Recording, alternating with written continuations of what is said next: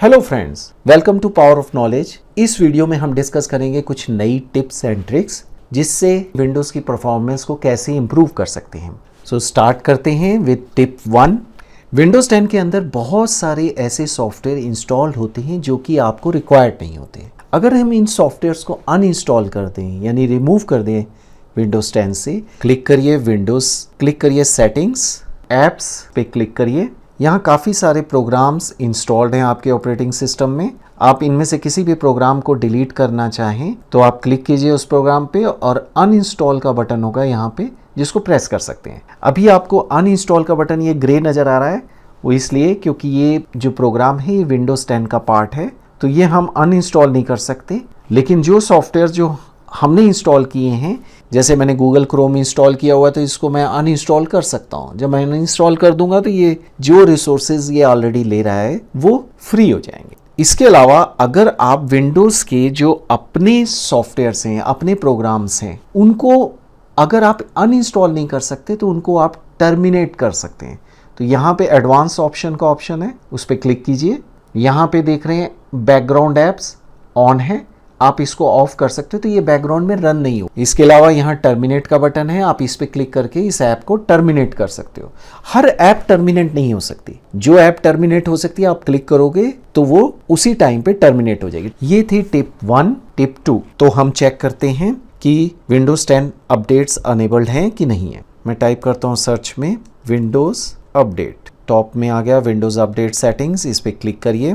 तो यहाँ हम देख रहे हैं कि अपडेट अनेबल्ड है, कोई अपडेट, लेटेस्ट अपडेट आया हुआ है, तो मुझे सिस्टम को रीस्टार्ट करना होगा। ठीक है, हम पॉज भी कर सकते हैं इन अपडेट को, बट ये रिकमेंडेड नहीं है क्योंकि अगर अपडेट्स ऑन होंगे तो विंडोज़ 10 ऑटोमेटिकली जो न्यू पैचेस हैं या न्यू अपडेट्स हैं जो माइक्रोसॉफ्ट रिलीज़ कर रही है फॉर विंडोज़ 10, उसको ऑटोमेटिकली अप्लाई करती रहेगी। तो अगर मैं अब सिस्टम रीस्टार्ट करूँगा तो जो लेटेस्ट अपडेट्स विंडोज़ ने डाउनलोड किए हैं वो रीस्टार्ट के टाइम पे ऑटोमेटिकली अप्लाई हो जाएंगे। इससे आपकी सिस्टम की परफॉर्मेंस बूस्ट हो सकती है। मींस कई बार होता है विंडो 10 के अंदर कई ऐसे बग्स होते हैं जिससे परफॉर्मेंस डाउन हो रही होती है। अब हम डिस्कस करते हैं नेक्स्ट टिप। विंडोज 10 के अंदर और बाकी विंडोज के अंदर जो पास वर्जन है, विंडोज जैसे XP, विंडोज 7, विंडोज 8, इन सभी वर्जन्स में माइक्रोसॉफ्ट ने हमें एक फीचर दिया है जिसको बोलते हैं डिस्क क्लीनअप। डिस्क क्लीनअप से आप जो अनवांटेड फाइल्स हैं वो रिमूव कर सकते हैं। अनवांटेड फाइल्स वो हो गई जैसे डिलीटेड फाइल्स जो आपके रिसाइकिल बिन में पड़ी हैं,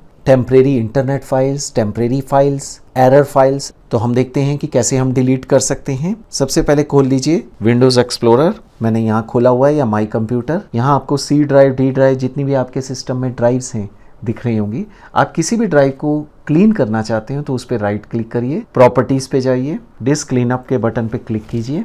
यहाँ आपको दिख रहा है कि temporary internet files, temporary program files, Windows error report files और भी तरह तरह की फाइल्स हैं। आप इन सब को टिक कर लीजिए, ये सारी फाइल्स सेलेक्टेड हैं इस टाइम पे। फिर मैं नीचे क्लिक करूँगा क्लीन अप सिस्टम फाइल्स, इस पे क्लिक करिए। विंडोज़ 10 स्कैन करेगी जो फाइल्स अवेलेबल हैं जिनको हम डिलीट कर सकते हैं, वो हमें शो कर देगी। ये सारी फाइल्स जो अवेलेबल हैं, इनमें से कुछ और भी उसको फाइल्स मिली, उसको भी टिक कर लीजिए। अब हम ओके प्रेस करते हैं तो एक अलर्ट आएगा, are you sure you want to permanently delete this file. मैं क्लिक करता हूँ डिलीट फाइल्स पे। ये जितनी भी अनवांटेड फाइल्स हैं, उन फाइल्स को डिलीट करने से आपके सिस्टम की परफॉर्मेंस पे कोई नेगेटिव इफेक्ट नहीं पड़ेगा। तो अब ये फाइल्स डिलीट हो गई, मैं प्रेस कर देता हूँ ओके। इसी तरह से हम C, D, E जितनी भी ड्राइव्स हैं आपके पास सबको क्लीन कर सकते हैं। डिस्कस करते हैं नेक्स्ट टिप। माइक्रोसॉफ्ट ने एक बहुत इंपॉर्टेंट फीचर दिया हुआ है हमें, कंप्रेशन। राइट क्लिक करा मैंने C ड्राइव पे, प्रॉपर्टीज पे गया, यहाँ पे दो ऑप्शन टिक्ड हैं, compress the drive to save disk space, allow files on this drive to have content index. पहला ऑप्शन फाइल्स एंड फोल्डर्स को कंप्रेस कर देगा, फाइल छोटी होगी, मेमोरी में ज्यादा फास्ट लोड होगी, आपका ऑपरेटिंग सिस्टम ज्यादा फास्ट वर्क करेगा। सेकेंड ऑप्शन फाइल्स को इंडेक्स कर देगा, जिससे कि आपके कंटेंट जब इंडेक्स्ड होंगे यानी सारी फाइल ऑर्गेनाइज्ड वे में स्टोर तो है नहीं है, बट उनको प्रॉपरली इंडेक्स किया गया है जिससे कि ऑपरेटिंग सिस्टम को उन फाइल्स को ढूंढने में कोई प्रॉब्लम ना आए और फास्ट लोड हो। तो इससे क्या होगा, आपकी ऑपरेटिंग सिस्टम की स्पीड इंक्रीज हो जाएगी, काफी हद तक इंक्रीज होगी। कितना कह नहीं सकते, डिपेंड करता है आप कितने टाइम से ऑपरेटिंग सिस्टम को यूज कर रहे हो। आपने कब पता नहीं इंस्टॉल किया था ये ऑपरेटिंग सिस्टम, मान लीजिए साल 2 साल पहले, तो इस दौरान आपने कभी भी अपनी फाइल्स को कंप्रेस नहीं किया, मतलब अपनी ड्राइव्स को कंप्रेस नहीं किया, ना इंडेक्स किया। अगर ये दोनों ऑप्शंस अनटिक्ड है तो इनको टिक करने के बाद आपको एक ऐसी स्क्रीन आएगी जिसमें यहाँ पे लिखा होगा कंप्रेस या इंडेक्सिंग का एक ऑप्शन आएगा। जब हम इसको टिक करेंगे तो जैसे ही मैं apply changes to C drive या apply changes to C drive subfolders and files का ऑप्शन लूंगा, वैसे मैं सेकंड ऑप्शन लूंगा कि सी ड्राइव और उसके अंदर के सारी फाइल्स और फोल्डर्स को कंप्रेस और इंडेक्स करे। देन जैसे ही मैं ओके करूंगा तो यहाँ पे लिखा हुआ कंप्रेस और इंडेक्सिंग का ऑप्शन अप्लाई होना शुरू हो जाएगा उस ड्राइव के अंदर की सारी फाइल्स एंड फोल्डर्स पे। इसमें 2 से 3 घंटे लग सकते हैं, और जब तक कि पूरी फाइल्स कंप्रेस और इंडेक्स नहीं हो जाती। इसका बेनिफिट क्या होगा? इसका बेनिफिट होगा आपका ऑपरेटिंग सिस्टम फास्ट ओपन कर पाएगा फाइल्स को, और दूसरी चीज आपके हार्ड डिस्क के अंदर स्पेस भी इंक्रीज हो जाएगा कंप्रेशन की वजह से, यानी आपके पास फ्री स्पेस बढ़ जाएगा। तो मैं इसको दोनों ऑप्शन को टिक रखता हूं, प्रेस करता हूं ओके। तो ये था ऑप्शन कंप्रेस का और सेकंड ऑप्शन इंडेक्स का। तो ये दोनों ऑप्शंस टिक्ड होने चाहिए हार्ड ड्राइव पे हमारे लिए। तो विंडोज ने हमें एक टूल दिया है डीफ्रैग। डीफ्रैग जैसे ही मैं लिखूंगा, सिंपल डी लिखने से ही आ जाएगा डीफ्रैगमेंटेशन एंड ऑप्टिमाइज्ड ड्राइव्स। जैसे मैं इसको ओपन करता हूं तो यहाँ पे हमें दोनों मेरे को ड्राइव नजर आ रही है। आपके पास अगर 3 या 4 ड्राइव्स हैं तो वो यहाँ शो हो रही होंगी। आप जिस ड्राइव को सिलेक्ट करना चाहते हो सिलेक्ट करो, एनालाइज कर सकते हो। यहाँ एनालाइज का बटन ग्रे आ रहा है, वो इसलिए ग्रे आ रहा है क्योंकि ऑप्टिमाइजेशन डीफ्रैगमेंटेशन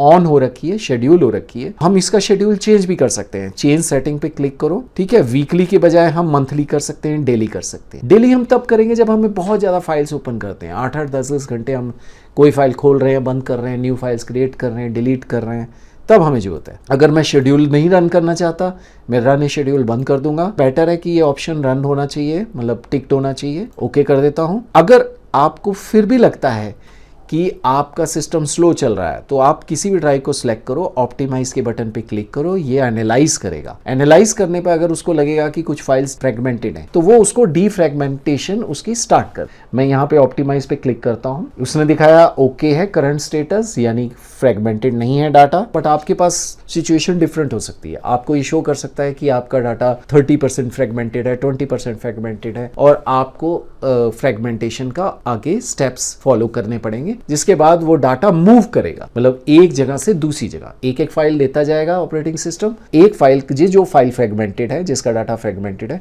उसका डाटा उठा के एक जगह रखता जाएगा। इसमें कितने घंटे लग सकते हैं? 2-3 आवर्स से लेके 8 to 10 आवर्स या इवन 1 डे भी लग सकता है। वो क्यों? क्योंकि नंबर ऑफ फाइल्स अगर बहुत ज्यादा हैं तो टाइम ज्यादा लगेगा, नंबर ऑफ फाइल्स अगर फ्रेगमेंटेड ज्यादा है तब भी ज्यादा टाइम लगेगा। तो आप बीच में स्टॉप भी कर सकते हो, जब बाद में भी फिर दोबारा से स्टार्ट कर सकते हो। जितनी फाइल्स डीफ्रेगमेंट हो चुकी हैं ओके है, बाकी फाइल्स को वो डीफ्रेगमेंट करना स्टार्ट कर देगा ऑपरेटिंग सिस्टम। ये ट्यूटोरियल यहीं पे स्टॉप होता है। Thank you very much.